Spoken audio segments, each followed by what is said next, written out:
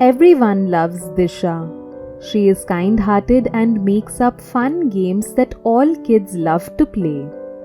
An unfortunate incident and Disha injures her limbs. She is in a wheelchair now. The present conditions of the playground does not allow her to join her friends. Disha loses an opportunity to be included and her friends are deprived of her warm friendship. Your environment could become a barrier tomorrow, as it is now for several across the world.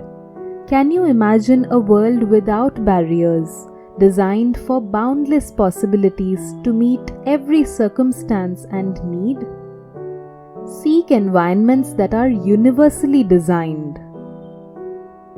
Abhinav is a teenager with autism. While he has a high intelligence quotient, he is hypersensitive in social situations.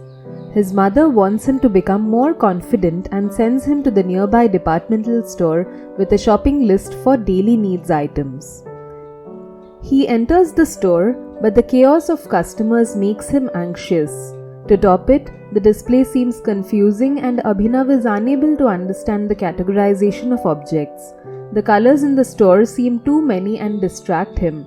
Since Abhinav is prone to being overstimulated, he is uncomfortable with the bright lighting as well.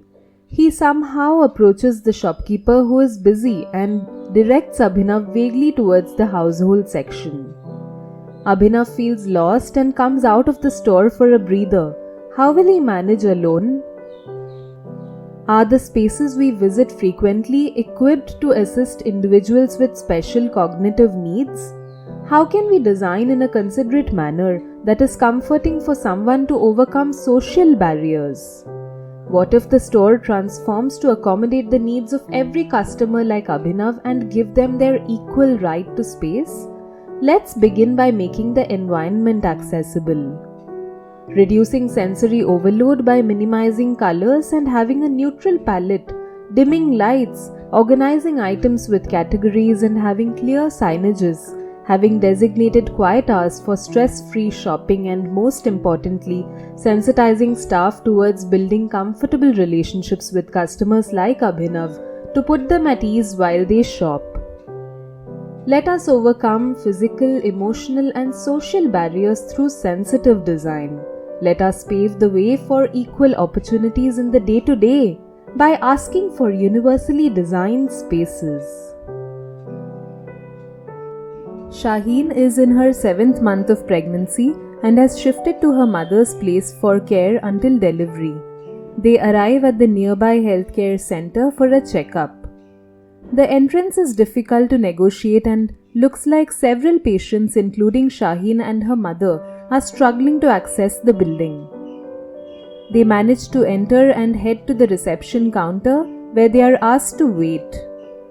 The healthcare center is designed in a way that makes it stuffy and uncomfortable with no windows, cramped seating and dreary walls. Shaheen, her mother and several patients appear to be impatient and stressed. Design isn't just visible, it affects the invisible. How many designs consider the physical, social and emotional well-being of inhabitants? Empathetic design has the power to create healing environments. Insist on universally designed environments. Melvin is a talented entrepreneur here to attend a business conference to get leads and further his venture. Melvin has cerebral palsy, which has reduced the mobility of his limbs. The staff escort him to the wheelchair-accessible guest room, but Melvin realizes that the room is segregated from the rooms occupied by other delegates attending the conference. The staff says this is the only option available. Melvin has to travel a long way up to the conference hall, and the hotel is not designed to be wheelchair-friendly. He has no option but to have a staff help him out.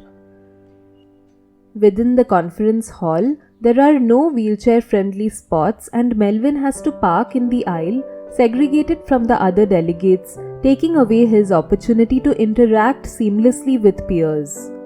When it is Melvin's turn to present, The dais does not appear to have wheelchair access, and Melvin has to present from below, taking away clear visibility of the audience. And all this affects Melvin's confidence. Individuals are constantly reminded of their disability as a hindrance, when in actuality the barrier is the environment around. These take away equal opportunities from individuals with special needs to allow them to nurture their own areas of expertise. Universally designed environments help bring focus on talent. They create level playing grounds to provide equal opportunities to individuals with diverse abilities. Let the environment not deter the confidence of individuals with diverse abilities. Let us claim our right to universally designed environments.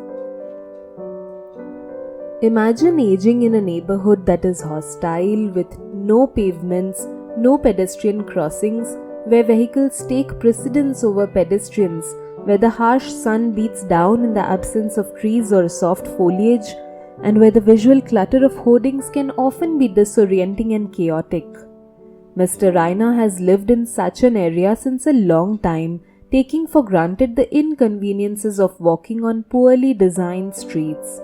With age, he started developing early stages of dementia. One morning he leaves his house for a walk. However, the screeching of horns and rush of speeding vehicles suddenly leaves him disoriented like never before. He walks along the side of the road, dazed, confused in the visual clutter about the route he is supposed to take.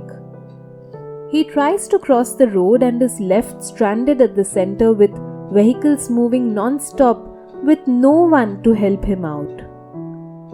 We take for granted the design of our cities until we realize that these hostile spaces become even more challenging to navigate with age. Let's design our cities to make them stress-free. Let's appeal for universally designed cities. A city for all emerges with collective efforts, one that allows equal access, is accommodative of everyone's diverse needs, and is built to become enabling to all. Universal design is the answer.